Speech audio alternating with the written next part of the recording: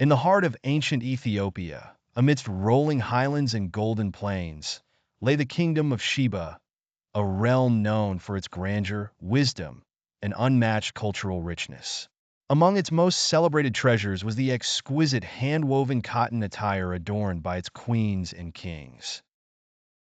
These garments, crafted with love and artistry, not only represented beauty, but also symbolized Ethiopia's deep spiritual and cultural heritage. Queen Makeda, known to the world as the Queen of Sheba, was a figure of wisdom, elegance, and strength. Her beauty was legendary, but it was her regal attire that often left an indelible impression.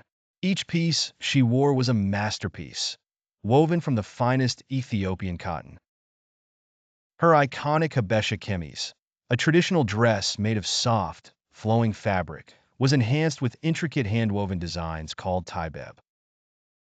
These designs, dyed in rich hues of gold and deep red, represented prosperity, wisdom, and divine connection.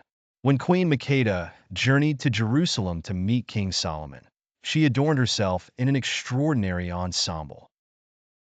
The pristine white fabric of her dress shimmered like morning dew, while the gold embroidery on its hem and cuffs glimmered under the Ethiopian sun. Draped over her shoulders was a netela, a lightweight shawl adorned with patterns of the lion. Her attire was not merely clothing. It was a statement of identity and a reflection of Ethiopia's artistic mastery. Ethiopia's kings also wore cotton garments that exemplified elegance and power. Emperor Menelik II, the hero of the Battle of Adwa, often appeared in his majestic shama.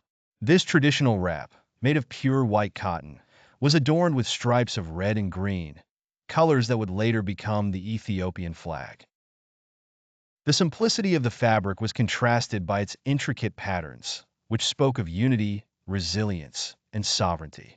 Menelik's attire symbolized not only his leadership, but also the spirit of a proud and independent nation. The king's garments were meticulously crafted by skilled artisans who passed their techniques down through generations. The weaving process was labor-intensive, with cotton thread spun by hand and dyed using organic pigments. The bold colors and intricate taibeb patterns carried meanings of protection, divine favor, and blessings for the wearer. The creation of Ethiopian cotton attire was as significant as the garments themselves. Cotton was grown in the fertile lands of the country, tended with care and respect. Women in rural communities were often the custodians of this art, spinning the cotton into fine threads using traditional spindles.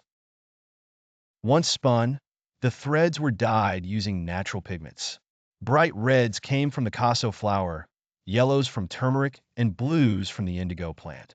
These dyes were not merely aesthetic. They held cultural and spiritual significance. The weaving process took place on traditional looms, where artisans painstakingly interlaced threads to create patterns that told stories. Each taibeb design was unique, often inspired by nature, mythology, or historical events. Weaving a single garment could take weeks or even months, but the result was always worth the effort, a timeless piece of art that carried the essence of Ethiopian culture. Though centuries have passed, the legacy of Ethiopia's cotton attire remains vibrant. Today, these garments are worn with pride during weddings, religious ceremonies, and cultural festivals. Modern designers have embraced the traditional patterns and techniques, blending them with contemporary styles.